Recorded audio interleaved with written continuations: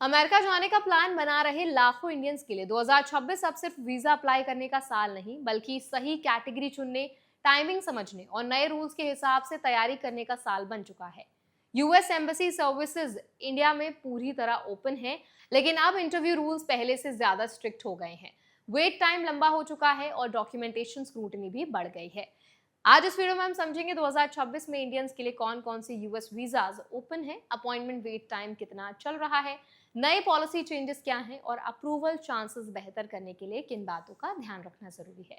तो चलिए फिर जल्दी से वीडियो को शुरू करते हैं। हाय, मेरा नाम है वर्षा दुबे और आप मुझे देख रहे हैं एनबीटी टेक एड पर। सबसे पहले सबसे इंपॉर्टेंट बात, न्यू दिल्ली, मुंबई, चेन्नई, हैदराबाद और कोलकाता में मौजूद यूएस एम्बेसीज और कॉन्सुलेट्स फिलहाल विजिटर, स्टूडेंट, वर्क और इमिग्रेंट कैटेगरी समेत सभी मेजर वीजा एप्लीकेशंस प्रोसेस कर रही हैं। यानी ऑफिशियली वीजा ओपन है, लेकिन डिमांड इतनी ज्यादा है कि अपॉइंटमेंट स्लॉट्स जल्दी नहीं मिल रहे। इसीलिए प्लानिंग लास्ट मोमेंट पर करना अब रिस्की हो सकता है। 2026 में इंडियंस के लिए सबसे कॉमन वीजा कैटेगरीज में B1 और B2 विजिटर वीजाज, F1 और M1 स्टूडेंट वीजाज, H1B और दूसरे वर्क वीजाज, साथ ही इमिग्रेंट वीजाज और ग्रीन कार्ड रूट शामिल हैं। लेकिन हर कैटेगरी का प्रोसेसिंग टाइम और स्क्रूटनी लेवल अलग है। विजिटर वीजा यानी B1 B2 कैटेगरी इस समय सबसे ज्यादा प्रेशर में मानी जा रही है।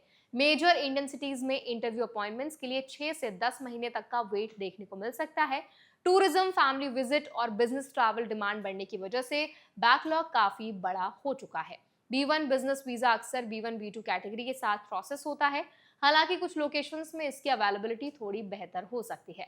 स्टूडेंट वीजास की बात करें तो F1 category comparatively faster process हो रही है, खासकर यूनिवर्सिटी एडमिशन सीजन के दौरान। कई केसेस में अपॉइंटमेंट्स कुछ हफ्तों या कपल ऑफ मंथ्स के अंदर मिल रहे हैं।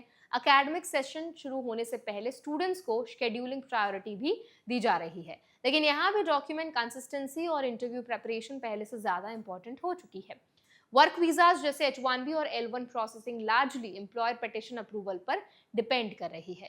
कई केसेस में वेट टाइम 1 से 3 महीने या उससे ज्यादा भी जा सकता है। वीजा टाइप और डिमांड के हिसाब से टाइमलाइंस बदल रही हैं। इसी बीच यूएस एडमिनिस्ट्रेशन ने हायर स्क्रूटनी और स्ट्रिक्टर बैकग्राउंड चेक्स पर भी ज्यादा फोकस बढ़ाया है।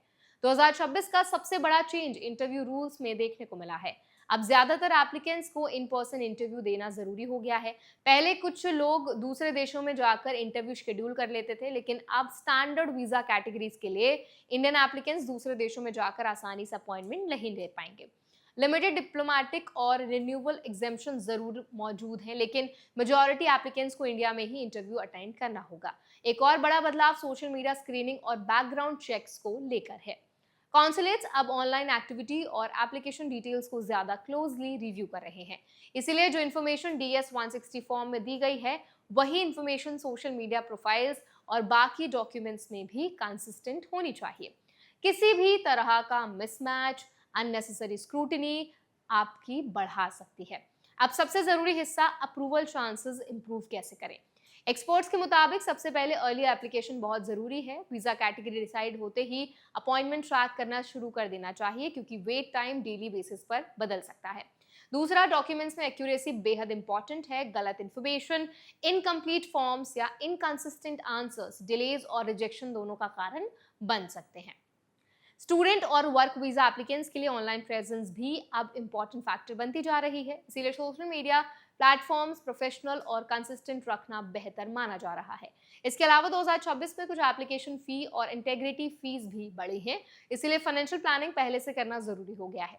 इंटरव्यू के दौरान सबसे ज्यादा फोकस क्लियर, कॉन्फिडेंट और ट्रुथफुल आंसर्स पर रहता है।